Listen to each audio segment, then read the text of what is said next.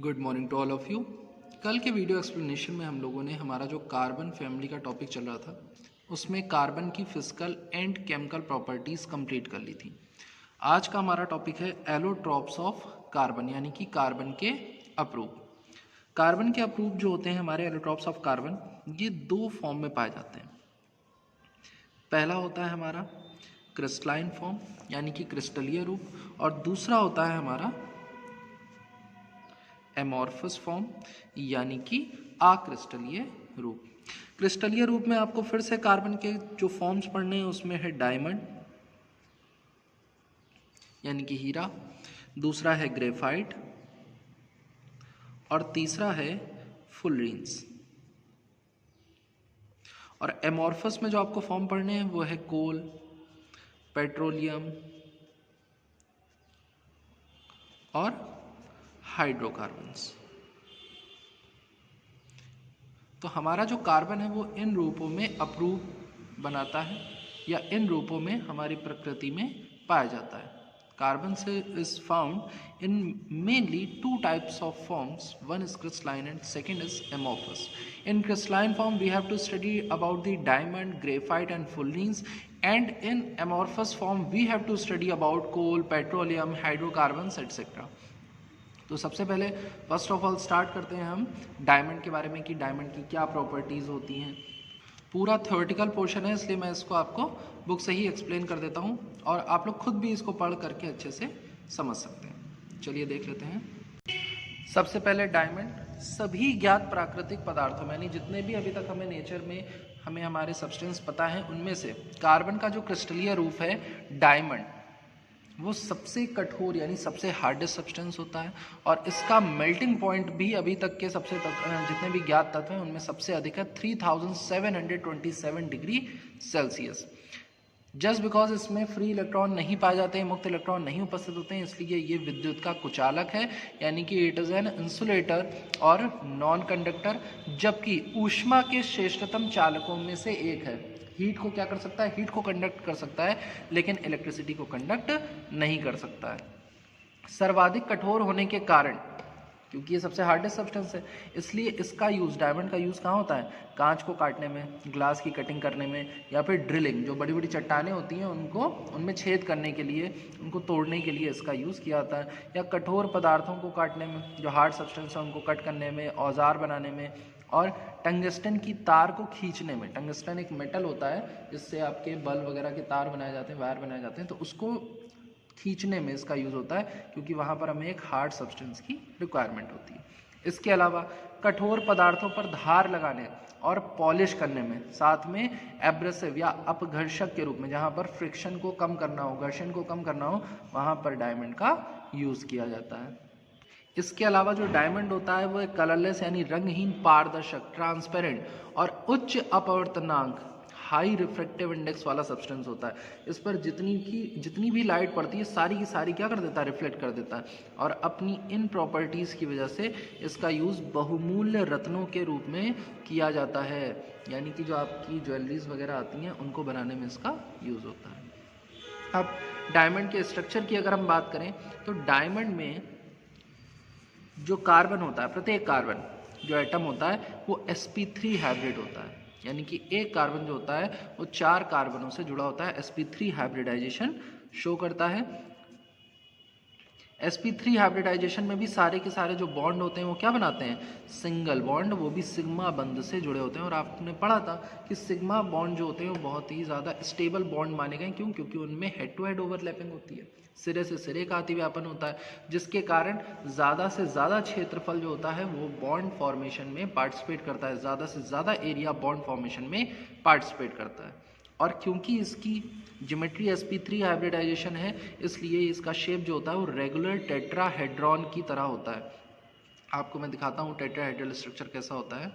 ये देखिए, ये एक कार्बन होगा, ये एक कार्बन से यहाँ जुड़ा होगा, एक कार्बन से यहाँ जुड़ा होगा, एक कार्बन यहाँ जुड़ा होगा, एक कार्बन इस तरह से, और ये सब आपस में क्या रहते हैं? कनेक्ट रहते हैं।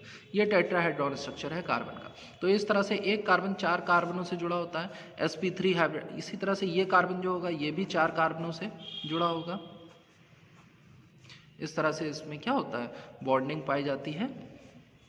और एक हार्डेस्ट सब्सटेंस जो कि डायमंड जो है फॉर्म होता है, सारे के सारे कार्बन जो होते हैं वो sp3 हाइब्रिडाइजेशन शो करते हैं, यानी कि sp3 संकरण प्रदर्शित करते हैं। कार्बन के एटम में हमें पता है कि 4 वैलेंस इलेक्ट्रॉन पाए जाते हैं और चारों के चारों वैलेंस इलेक्ट्रॉन जो होते हैं वो बॉन्ड फॉर्मेशन में पार्टिसिपेट करते हैं, यानी कि 4 एकल सहसंयोजक बंध बनाने में प्रयुक्त हो जाते हैं। इसके कारण कार्बन में एक भी इलेक्ट्रॉन फ्री नहीं होता है, कोई भी मुक्त इलेक्ट्रॉन नहीं पाया जाता है। इस वजह से डायमंड जो होता है वो विद्युत का कुचालक है, यानी कि बैड कंडक्टर ऑफ इलेक्ट्रिसिटी होता है। जो बॉन्ड डिस्टेंस होती है वो कितनी होती है, सिर्फ 1.54 एंगस्ट्रॉम। हर कार्बन के बीच की जो डिस्टेंस होगी वो कितनी होगी, 1.54 एंगस्ट्रॉम। इसके अलावा डायमंड का जो क्रिस्टल फॉर्म होता है वो एक जायंट मॉलिक्यूल के रूप में दिखता है, एक बड़े से मॉलिक्यूल, बड़े से अणु के रूप में दिखता है। और इस कारण क्योंकि कार्बन कार्बन एटम्स के बीच की जो डिस्टेंस है वो बहुत कम होती है, 1.54 एंगस्ट्रॉम है, सिर्फ एंगस्ट्रॉम में 10⁻⁻10 मीटर होते हैं। तो इतनी कम डिस्टेंस होने के कारण जो डायमंड है उसकी डेंसिटी हाई होती है, और डेंसिटी हाई होने के कारण ही ये क्या होता है, सबसे अत्यधिक कठोर, अपनी संरचना, अपनी स्ट्रक्चर की वजह से सबसे हार्डेस्ट सब्सटेंस है, और इसीलिए इसका जो गलनांक है वो भी बहुत अधिक होता है, मेल्टिंग पॉइंट ज़्यादा होता है। क्यों? मेल्टिंग पॉइंट हमने कहा एक ऐसा टेम्परेचर जिस पर जो हमारे मॉलिक्यूल्स हैं वो एक दूसरे से दूर जाना स्टार्ट करें, सॉलिड से लिक्विड स्टेट में कन्वर्ट हो। लेकिन यहाँ पर क्योंकि इनकी बॉन्ड एनर्जी इतनी ज़्यादा है, बॉन्ड लेंथ कम है, इस वजह से इतना ज़्यादा स्टेबल होते हैं कि जो इनका मेल्टिंग पॉइंट है वो कितना पहुँच जाता है, 3727 डिग्री सेल्सियस। ये है आपके सामने डायमंड का स्ट्रक्चर।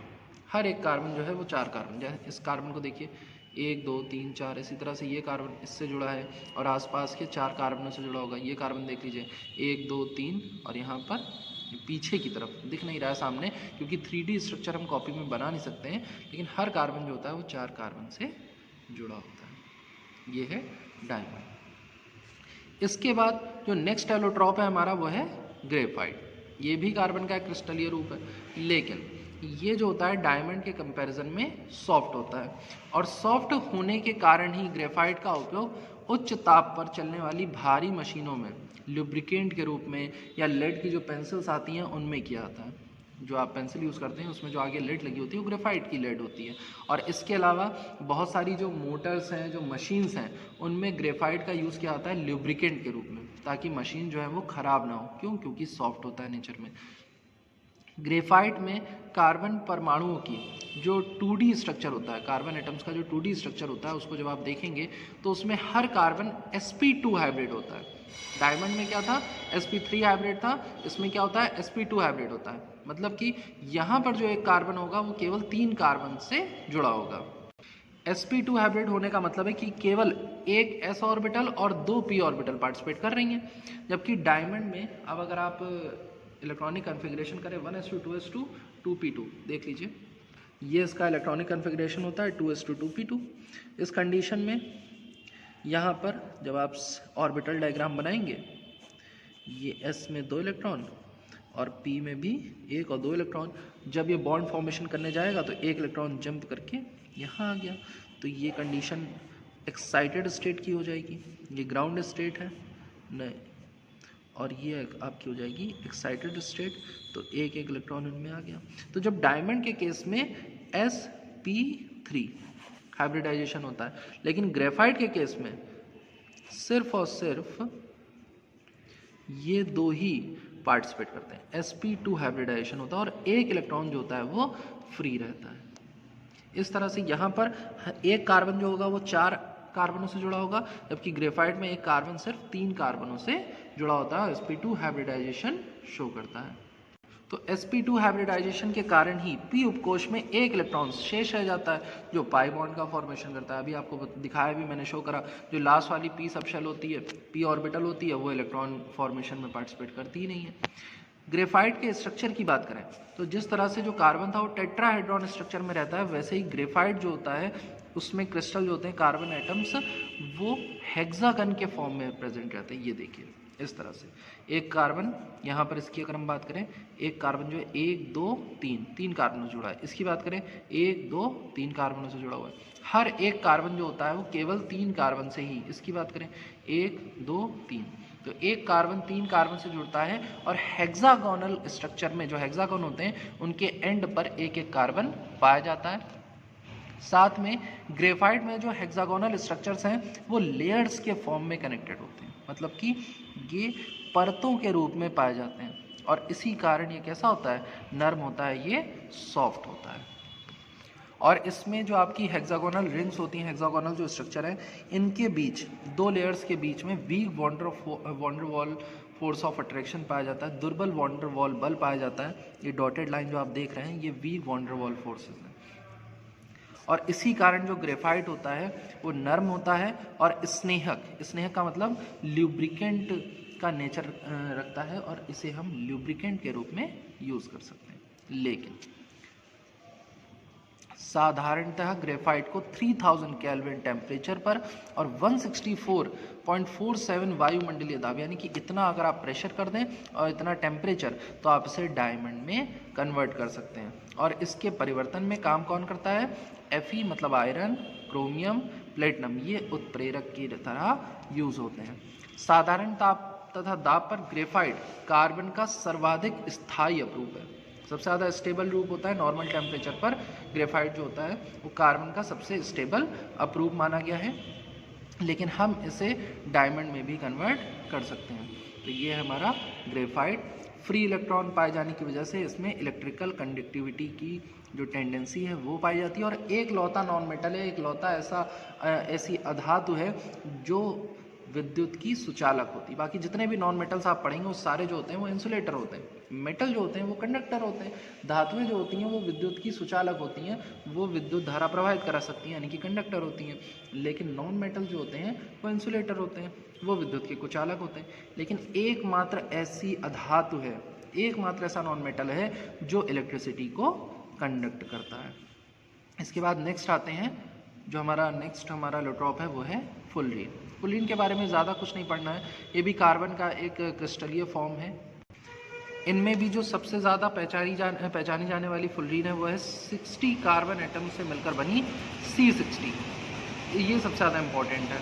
और इसका जो स्ट्रक्चर होता है ये एक फुटबॉल के जैसा है, डोम के जैसा होता है। इसको अमेरिका के एक आर्किटेक्ट बकमिस्टर के नाम पर बकमिस्टर फुलरीन के नाम से जाना जाता है। वहाँ पे एक आर्किटेक्ट थे बहुत अच्छे जाने माने, तो इसका शेप बहुत अच्छा था, फुटबॉल के जैसा शेप था, तो इसको इन्हीं के नाम पर बकमिस्टर फुलरीन का नाम दे दिया गया। अभी जो फुटबॉल होती है, कभी आप फुटबॉल उठा के देखेंगे तो फुटबॉल में पेंटागन और हेक्सागन रिंग्स पाई जाती हैं। तो वैसे ही बकमिस्टर फुलरीन में भी जो C60 वाला एटम होगा, जो मॉलिक्यूल होगा, उसमें 12 आपको पेंटागन मिलेंगे और 20 हेक्सागन मिलेंगे। मतलब हर एक पेंटागन में 5 साइड होती हैं, तो एक पेंटागन को 5 साइड से हेक्सागन ने क्या कर रखा होगा, घेर रखा होगा। और इस तरह से इसमें टोटल 12 पेंटागन्स पाए जाते हैं, 5 पंचकोणीय तथा 20 षटकोणीय फलक उपस्थित होते हैं, यानी कि हेक्सागोनल फेस प्रेजेंट होते हैं। C60 में भी जो कार्बन का जो एटम होता है वो sp2 हाइब्रिडाइजेशन शो करता है, यानी कि यहाँ पर भी जो कार्बन है वो sp2 संकरण प्रदर्शित करता है। इसकी आकृति अभी मैंने बताया फुटबॉल शॉकर बॉल जैसी होती है, इसलिए इसको बकी बॉल भी कहा जाता है। इसके अलावा इसका एक और एलोट्रॉप है C70, मतलब बकमिस्टर फुलरीन जो है वो C70 रूप में भी पाया जाता है। C70 अणु में क्या होता है, इसमें 12 पेंटागन होते हैं, लेकिन हेक्सागन बढ़ के कितने हो जाते हैं, 25 हो जाते हैं। यानी कि 25 हेक्सागोनल फेस होते हैं और 12 पेंटागोनल फेस होते हैं। लेकिन उसकी जो आकृति हो जाती है वो रग्बी बॉल की जैसी हो जाती है C70 की। C60 की फुटबॉल की जैसी रहेगी और C70 थोड़ा सा एक्सपेंड कर जाएगा, फैल जाएगा और हो जाएगी उसकी आकृति रग्बी बॉल जैसी। C60 में कार्बन के बीच की जो डिस्टेंस होती है वो 145 एंड 138 होती है, क्योंकि दो टाइप पाए जा रहे हैं ना, पेंटागन और हेक्सागन। जबकि रग्बी बॉल जो स्ट्रक्चर है C70 उसमें 139 और 154 पिकोमीटर तक हो सकती है, जो कार्बन के बीच की डिस्टेंस होती है। C60 और C70 दोनों का केवल एक समावयी रूप ही पाया जाता है, केवल एक ही रूप में पाए जाते हैं।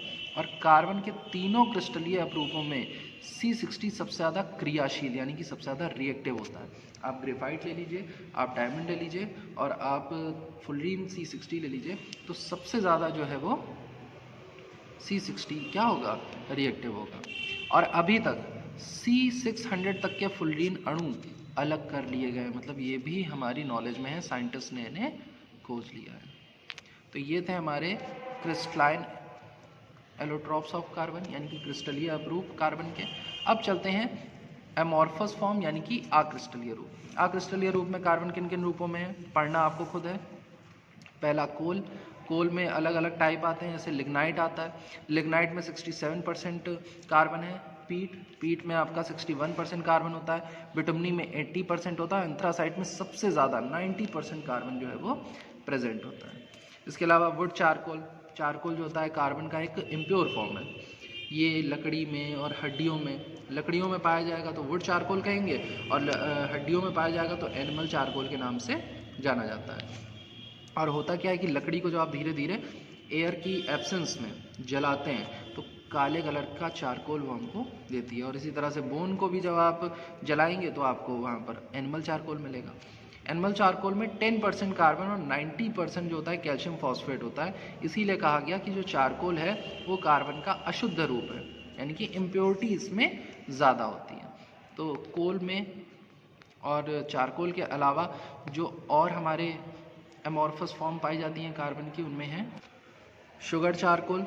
शुगर चारकोल कैसे, शुगर चारकोल को ग्रेफाइट की क्रूसिबल में शक्कर लीजिएगा, क्रूसिबल आती है, एक एपरेटस होता है, छोटा सा शीशी होती है ग्रेफाइट से बनी हुई, उसमें जो अगर आप शक्कर को एयर की एब्सेंस में हीट करेंगे तो उसमें जो वाष्पीकृत पदार्थ हैं, ऐसी चीज़ें जो इवेपरेट हो सकती हैं वो निकल जाएंगी, और नीचे जो बचेगी वो ब्लैक शुगर, एकदम काली शुगर बचेगी, जो कि शर्करा चारकोल या शुगर चारकोल के नाम से फेमस होती है। उसमें भी कार्बन का ही कंटेंट प्रेजेंट होता है।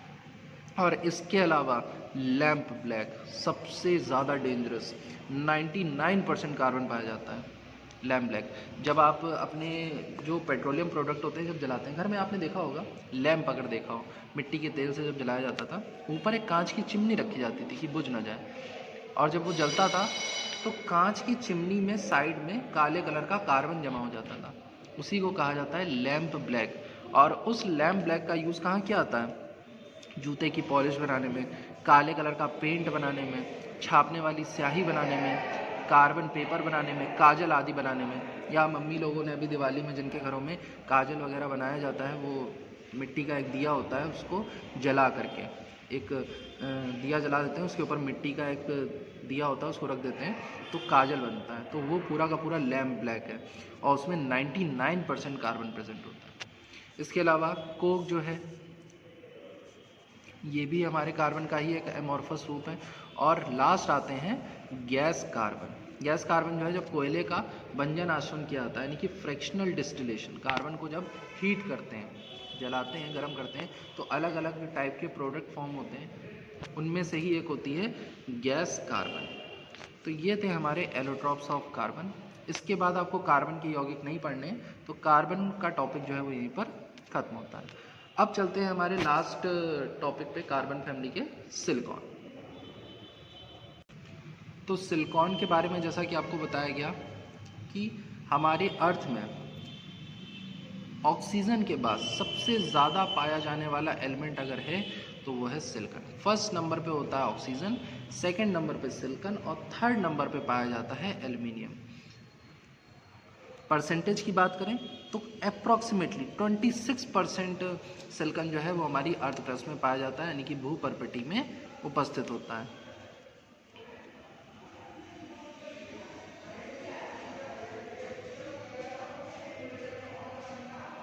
और सिलिकॉन जो है वो कभी भी फ्री स्टेट यानी कि मुक्त अवस्था में नहीं पाया जाएगा, हमेशा ये क्या होगा, संयुक्त अवस्था में उपस्थित होगा। संयुक्त अवस्थाओं में भी अपने ऑक्साइडों के रूप में, देखिए जैसे क्वार्ट्स है, रेस फ्लिंट है, इनके रूप में पाया जाता है। इसके अलावा सिलिकेट के जो मिनरल्स आते हैं, खनिज आते हैं, जैसे चट्टाने हैं, रॉक्स हैं, चिकनी मिट्टी, इन सब में सिलिकॉन जो है वो प्रेजेंट होता है। इसका जो पहला क्रिस्टलाइन फॉर्म है वो ब्राउन कलर का पाउडर होता है। सेकंड जो क्रिस्टलाइन फॉर्म है वो ग्रे कलर का होता है, यानी सलेटी रंग का होता है। और इन दोनों अक्रिस्टलीय रूपों को गर्म करने पर क्रिस्टलीय रूप प्राप्त होता है। सॉरी, ये जो ब्राउन पाउडर है, क्योंकि पाउडर आ गया ना, और जो स्लेटी रंग का पाउडर है, ये दोनों एमॉर्फस होते हैं यानी कि अक्रिस्टलीय होते हैं। और इन दोनों को जब आप हीट करेंगे तो आपको एक क्रिस्टलाइन फॉर्म मिलेगी जो कि पीले रंग की होगी। अब सिलिकॉन हमें प्राप्त कैसे होता है? तो सिलिका ऑक्साइड है, इसका आप क्या करा दीजिए, कार्बन के थ्रू रिडक्शन करा दीजिए, ऑक्सीजन इसमें से निकल जाएगा और सिलिका में से आपको सिलिकॉन प्राप्त हो जाएगा। इसके अलावा सिलिकॉन टेट्राक्लोराइड ले लीजिए और उसको आप एल्युमिनियम से रिड्यूस करा दीजिए तो हाइड्रोजन गैस निकल जाएगी और यहाँ पर आपको क्या मिल जाएगा, सॉरी Al जो है वो Cl3 के साथ निकल करके AlCl3 बना लेगा और आपको शुद्ध सिलिकॉन जो है वो प्राप्त हो जाएगा। दो मेथड ऑफ प्रिपरेशन दी हुई है सिलिकॉन की। पहला, सिलिका से कार्बन की हेल्प से इसको रिड्यूस कर लें यानी अपचयित कर लें, और दूसरा सिलिकॉन टेट्राक्लोराइड से एल्युमिनियम की हेल्प से अगर इसे रिड्यूस कर लें यानी कि अपचयित कर लें। केमिकल प्रॉपर्टी की अगर बात करें तो क्रिस्टलीय रूप की अपेक्षा जो अक्रिस्टलीय सिलिकॉन होता है वो ज़्यादा क्रियाशील होता है, यानी कि क्रिस्टलाइन फॉर्म से ज़्यादा जो एमॉर्फस फॉर्म है वो ज़्यादा रिएक्टिव होता है। पहली केमिकल रिएक्शन है सिलिकॉन की वाटर से अभिक्रिया, यानी कि जल से जब अभिक्रिया कराते हैं तो Si + H2O सीधे सीधे सिलिकॉन डाइऑक्साइड में कन्वर्ट हो जाता है और हाइड्रोजन गैस क्या करता है, रिलीज करता है, क्योंकि एक मेटलॉइड की तरह बिहेव करता है। हाँ, ये याद रखिएगा कि एक सेमी कंडक्टर होता है यानी कि अर्धचालक। पूरी तरह से ये इलेक्ट्रिसिटी का कंडक्टर नहीं होता है, लेकिन ये इलेक्ट्रिसिटी कंडक्ट कर सकता है। नॉन मेटल होने के बाद भी इसमें कुछ इलेक्ट्रिसिटी कंडक्ट करने की प्रॉपर्टीज़ होती हैं। इसीलिए यहाँ पर देखिए वाटर से रिएक्शन करके ये सिलिकॉन डाइऑक्साइड बना रहा है और हाइड्रोजन गैस रिलीज कर रहा है। और ऑक्सीजन से रिएक्शन करेगा तो ऑक्साइड बनाएगा जल करके, सिलिका बनाता है। SiO2 जो होता है वो क्या होती है, सिलिका होती है। फ्लोरीन से रिएक्शन करेगा तो फ्लोराइड बनाएगा। नॉर्मल टेम्परेचर पर ये रिएक्शन हो जाती है और SiF4 क्योंकि इसकी वैलेंसी कितनी होती है, टेट्रावेलेंट है, कार्बन फैमिली का मेंबर है, 4 संयोजकता होगी सिलिकॉन। इसके बाद Cl2, क्लोरीन के साथ अगर आप 675 से 775 केल्विन पर रिएक्शन करेंगे तब सिलिकॉन टेट्राक्लोराइड बनता है। यानी कि नॉर्मल टेम्परेचर पर अगर आप सोचें कि सिलिकॉन जो है वो क्लोरीन के साथ रिएक्शन कर जाए तो पॉसिबल नहीं होता है। तो ये है हमारी क्लोरीन से अभिक्रिया। बेस के साथ अगर इसकी रिएक्शन चेक करें तो क्षारों के साथ रिएक्शन करके ये सिलिकेट बनाता है। सोडियम हाइड्रोक्साइड से कराएंगे तो सोडियम सिलिकेट मिलेगा, पोटेशियम हाइड्रोक्साइड से कराएंगे तो पोटेशियम सिलिकेट मिलेगा और हाइड्रोजन गैस रिलीज हो जाएगी। लेकिन क्षार के साथ अभिक्रिया कराने के लिए आपको क्षारों का जलीय विलयन लेना पड़ेगा यानी कि एक्वस सॉल्यूशन, इसीलिए यहाँ पर वाटर क्या है, प्रेजेंट है। इसके बाद मैग्नीशियम, कार्बन, इनसे ये डायरेक्ट रिएक्शन, नेचर में हमारे मैग्नीशियम और कार्बन जो पाए जाते हैं उनसे डायरेक्ट रिएक्शन करके सिलिका जो है वो सिलिसाइड और कार्बाइड बनाता है। जब मैग्नीशियम से रिएक्शन करेगा तो ये बनाएगा मैग्नीशियम सिलिसाइड, और जब कार्बन से रिएक्शन करेगा तो सिलिकॉन कार्बाइड, जिसको कार्बोरेंडम भी कहते हैं, इसका फॉर्मेशन करता है। और सोडियम कार्बोनेट के साथ क्रिया करके सोडियम सिलिकेट बना लेता है। रिएक्शन में दिखाता हूँ आपको। सोडियम कार्बोनेट का फॉर्मूला क्या होता है, Na2CO3, और ये जब सिलिकॉन से रिएक्शन करेगा तो बनाएगा Na2SiO3। ये है सोडियम सिलिकेट, साथ में कार्बन जो है वो निकल जाता है। तो ये है हमारी केमिकल प्रॉपर्टीज सिलिकॉन की। इसके बाद आते हैं इसके उपयोग यानी कि यूजेस। तो पहला यूज़, इसका उपयोग मिश्र धातु यानी कि एलॉयज़ वगैरह बनाने में किया जाता है। सेकंड, जो विशुद्ध सिलिकॉन होती है यानी कि इम्प्योर सिलिकॉन जो होता है उसका यूज़ ट्रांजिस्टर बनाने में, आप पढ़ेंगे फिजिक्स में NPN टाइप और PNP टाइप के ट्रांजिस्टर बनाने में इसका यूज़ किया जाता है। और सिलिकॉन कार्बाइड जो होता है वो हीरे के समान कठोर होता है यानी कि डायमंड लाइक हार्ड सब्सटेंस माना जाता है। तो ये हैं इसके यूजेस। सिलिकॉन में भी आपको यौगिक नहीं पढ़ने यानी कि कंपाउंड जो है सिलिकॉन के नहीं पढ़ने हैं, और इसी के साथ आपके P ब्लॉक एलिमेंट्स का जो टॉपिक है वो कंप्लीट होता है। यहाँ तक आपको नोट्स सेंड कर दिए जाएंगे और इसके बाद आप नोट्स कंप्लीट करके अपनी कॉपी चेक करवाइए, नहीं तो आपको जो 30 मार्क्स मिल रहे हैं वो नहीं मिलेंगे। Okay class, thank you.